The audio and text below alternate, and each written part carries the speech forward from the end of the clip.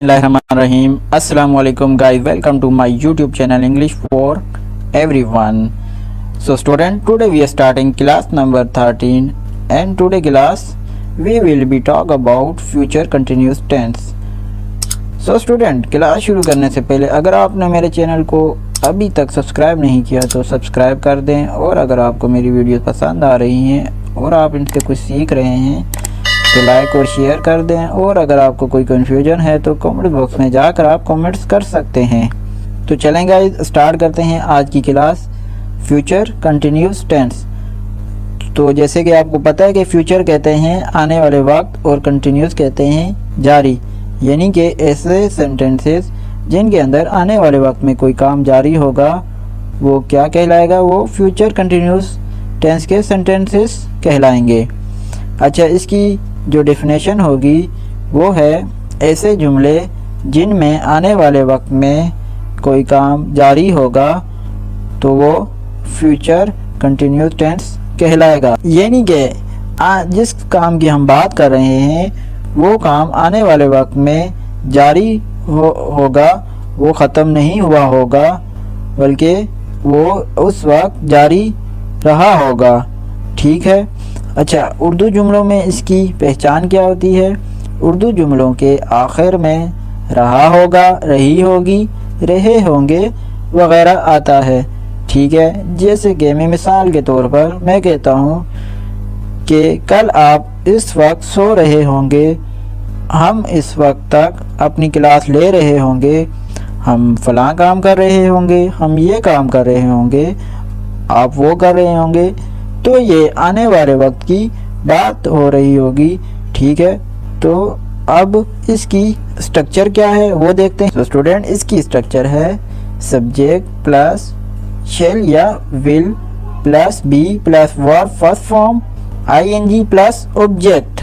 अच्छा स्टूडेंट, यहाँ पर मैंने आपको एक चीज़ बताई थी कि हम प्रेजेंट में फर्स्ट फॉर्म यूज़ करते हैं, पास्ट में सेकंड फॉर्म यूज़ करते हैं और फ्यूचर में फर्स्ट फॉर्म के साथ आईएनजी लगाते हैं और हेल्पिंग वर्ब विल शेल लगाते हैं। ठीक है। तो अच्छा, अब जो प्रेजेंट कंटिन्यूस टेंस हमने पढ़ा था उसमें हम इज एमआर यूज़ कर रहे थे।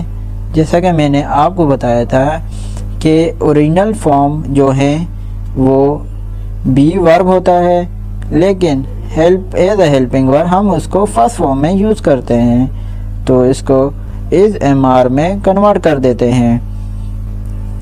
ठीक है। लेकिन ओरिजिनली ये वर्ब क्या है, तो हम बी राइट करते हैं और इसकी सेकंड फॉर्म होती है वाज वार, और जैसा कि आप पास्ट कंटिन्यूस को देखें तो वहाँ पर हम वाज और वार ही यूज़ कर रहे थे। और अब अगर हम फ्यूचर की बात करते हैं तो फ्यूचर में विल और शेल लगा रहे हैं, और विल और शेल के साथ हम इज एमआर नहीं लगाएंगे बल्कि इसकी ओरिजिनल फॉर्म बी लगाएंगे। ठीक है। तो यहाँ विल और शेल के साथ बी लगाएंगे।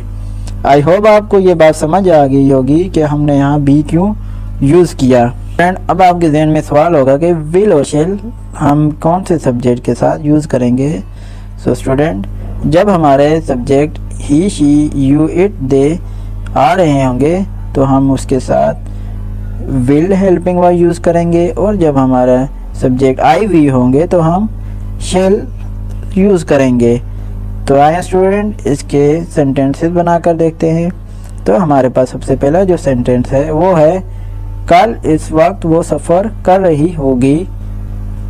तो सब्जेक्ट हमारे पास है वो लड़की है तो हम शी लगाएंगे, हेल्पिंग वर्ब हमारे पास शी के साथ विल आएगा तो विल लगा देंगे, उसके बाद बी आ जाएगा, बी का सफ़र कर रही होगी तो travelling, she will be travelling tomorrow, कल she will be travelling tomorrow at this time, इस वक्त। सो कल इस वक्त वो सफ़र कर रही होगी, she will be travelling tomorrow at this time. Next sentence है हमारे पास हम 12 बजे अपनी क्लास ले रहे होंगे, तो उसकी ट्रांसलेट हम करते हैं। सब्जेक्ट हमारे पास क्या है वी, हम है तो वी आएगा, उसके साथ जो हेल्पिंग वर्ब यूज़ करेंगे वो है शेल। उसके बाद बी वर्ब की फर्स्ट फॉर्म है, टेक होती है तो उसके साथ हम आईएनजी लगाएंगे तो ये टेकिंग हो जाएगा। हमारी अपनी क्लास तो हमारा और class, we shall be taking और क्लास कितने बजे, 8:12 o'clock। We shall be taking और क्लास 8:12 o'clock। हम 12 बजे अपनी क्लास ले रहे होंगे। इसके बाद नेक्स्ट है हमारे पास, दस्तगीर रात को इस वक्त सो रहा होगा। तो इसकी ट्रांसलेट करके देखते हैं। सब्जेक्ट हमारे पास है दस्तगीर, नाम है, सिंगुलर नाउन है तो हम इसके साथ हेल्पिंग वर्ब विल लगाएंगे। उसके बाद बी आ जाएगा, दस्तगीर विल बी सो रहा होगा तो स्लीप फर्स्ट फॉर्म है, आईएनजी लगा दिया। स्लीपिंग किस टाइम, 8 नाइट, रात को। तो दस्तगीर विल बी स्लीपिंग 8 नाइट इस वक्त, सो दिस टाइम। दस्तगीर रात को इस वक्त सो रहा होगा। इसके बाद नेक्स्ट सेंटेंस है हमारे पास, उमर इस वक्त खाना खा रहा होगा। तो इसकी ट्रांसलेट होगी हमारे पास, सब्जेक्ट है हमारे पास उमर, सिंगुलर नाम है तो इसके साथ हम लगा देंगे विल। इसके बाद बी, उमर विल बी क्या कर रहा होगा, वर्ब हमारे पास क्या है, eating. Umar will be eating at this time, इस वक्त। Umar will be eating at this time, so Umar इस वक्त खाना खा रहा होगा। राइट, सो आने वाले वक्त में जो भी काम जारी होगा वो फ्यूचर कंटिन्यू होगा। अच्छा स्टूडेंट, आई होप आपको पॉजिटिव सेंटेंस की समझ आ गई होगी। अच्छा स्टूडेंट, अब हम यहाँ आपको एक काम की चीज़ बता रहा हूँ कि अगर हमारे पास 2 या 2 से ज़्यादा हेल्पिंग वर्ब आ जाएं तो उस सूरत में हमने नेगेटिव और इंटरोगेटिव बनाते वक्त हमने क्या करना है। ठीक है, तो मैंने आपको बताया था कि हम हेल्पिंग वर्ब के बाद नोट लगाते हैं। वो तो उस सूरत में था कि जब हेल्पिंग वर्ब हमारे पास एक होगा तो हम उसके बाद नोट लगाएंगे नेगेटिव में, लेकिन यहाँ पर तो हमारे पास 2 हेल्पिंग वर्ब है तो हम यहाँ क्या करेंगे। तो स्टूडेंट, उसका ग्रामर रूल ये है कि जो पहला हेल्पिंग वर्ब होगा उसके बाद हम नॉट लगा देंगे। तो अब हमारे पास यहाँ पर 2 हेल्पिंग वर्ब हैं, शेल या विल प्लस बी। तो हम जो पहला हमारा हेल्पिंग वर्ब है शेल या विल, तो इसके बाद हम सिंपल नेगेटिव में इसके बाद हम नॉट लगा देंगे। तो चलें आएगा इसके नेगेटिव सेंटेंस देखते हैं। नेगेटिव सेंटेंस जैसे कि आपको पता है, नेगेटिव सेंटेंस कहते हैं इनकारिया जुमले को। तो आए इसका स्टूडेंट स्ट्रक्चर देखते हैं। सबसे पहले सब्जेक्ट प्लस विल या shall plus not plus be plus verb, first form ING plus object. तो चलेंगे इसके सेंटेंसेस बनाकर देखते हैं। सबसे पहला हमारे पास सेंटेंस है, अली अपना होमवर्क नहीं लिख रहा होगा। तो इसका ट्रांसलेट करते हैं। सबसे पहले सब्जेक्ट क्या है हमारे पास, अली, सिंगुलर नाउन है तो इसके साथ हम विल लगाएंगे, अली विल। उसके बाद नॉट, फिर आ जाएगा हमारे पास बी। उसके बाद वर्ब क्या है, फर्स्ट फॉर्म आईएनजी, राइटिंग, लिख रहा होगा। So Ali will not be writing अपना होमवर्क, हिज होमवर्क। अली अपना होमवर्क नहीं लिख रहा होगा। तो इसके बाद नेक्स्ट सेंटेंस है हमारे पास, हम फुटबॉल मैच ग्राउंड में नहीं देख रहे होंगे। तो इसकी ट्रांसलेट करते हैं। सब्जेक्ट हमारे पास है वी, हम है तो वी लगेगा। उसके बाद शेल आ जाएगा।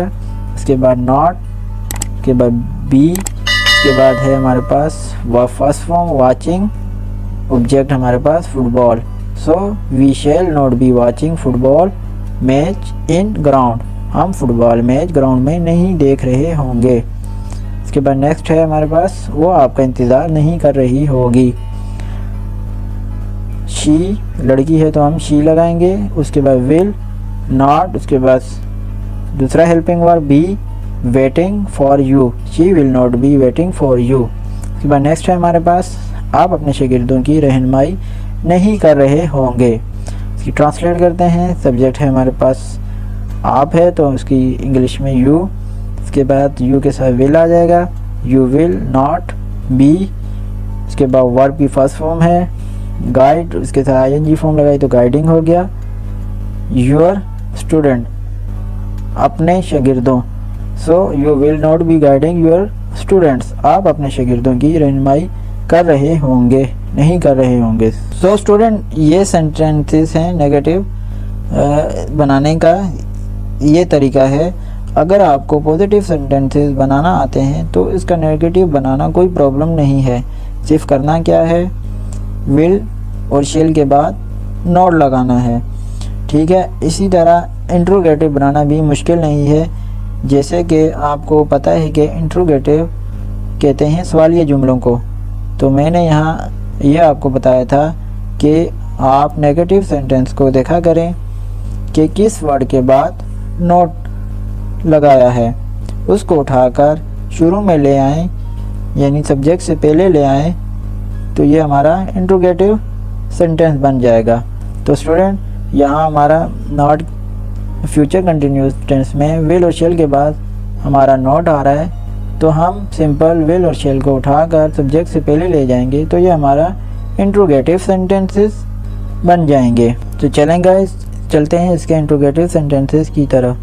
तो सबसे पहले हम इसका स्ट्रक्चर देखते हैं। इसका स्ट्रक्चर है, जैसे कि मैंने पीछे आपको बताया, विल या shall plus subject plus be plus verb first form ING plus object plus question mark. So इसमें हमने सिर्फ इतना चेंजिंग किया है नेगेटिव इंट्रोगेटिव में कि हमने विल और शेल को उठाकर सब्जेक्ट से पहले ले गए, बाकी बी वहीं अपनी जगह पे रहेगा। सो इसके सेंटेंस बनाकर देखते हैं। तो स्टूडेंट, सबसे पहला जो हमारा सेंटेंस है, क्या आप सुबह कुरान पाक की तिलावत कर रहे होंगे। सो इसकी ट्रांसलेट करके देखते हैं। आप सब्जेक्ट है हमारे पास, तो यू के साथ हम विल लगाएंगे, तो will you be reciting the holy Quran in the morning, क्या आप सुबह कुरान पाक की तिलावत कर रहे होंगे। सो इसके बाद नेक्स्ट सेंटेंस है हमारे पास, क्या वो अपने इम्तिहान की तैयारी कर रहे होंगे। तो इसकी ट्रांसलेट होगी विल दे जो है हमारे पास सब्जेक्ट है, तो इसके साथ विल लगेगा। So will they be doing preparation of their exam, तैयारी को हम इंग्लिश में कहते हैं प्रिपरेशन। सो ये हमारा सेंटेंस मुकम्मल हुआ। तो इसके बाद नेक्स्ट है हमारे पास, वो कब कंप्यूटर इस्तेमाल कर रहे होंगे। सो स्टूडेंट, यहाँ हमारे पास जो आ रहा है कब का, तो कब की इंग्लिश होती है व्हेन। उसके बाद जो हमारे पास विल आ जाएगा। उसके बाद जो सब्जेक्ट है हमारे पास शी, लड़की है। Be using operating the computer, using operating the computer. When will she be using operating the computer, वो कब कंप्यूटर इस्तेमाल कर रही होगी। सो उसके बाद हमारा नेक्स्ट सेंटेंस है, क्या आप कल अपना काम छोड़ रहे होंगे। So will you be leaving your job tomorrow, question mark. So student, ये थे हमारे फ्यूचर कंटिन्यूस टेंस के इंट्रोगेटिव सेंटेंस। आई होप आपको ये समझ आ गए होंगे। तो स्टूडेंट, ये थी आज की हमारी क्लास फ्यूचर कंटिन्यूस टेंस। उम्मीद है आपको इसके तीनों पॉजिटिव नेगेटिव इंट्रोगेटिव सेंटेंस कैसे बनते हैं ये आपको समझ आ गए होंगे। तो स्टूडेंट, आज की क्लास यहीं ख़त्म करते हैं। तो अगली क्लास में इंशाल्लाह मुलाकात होगी। दुआओं में याद रखिएगा।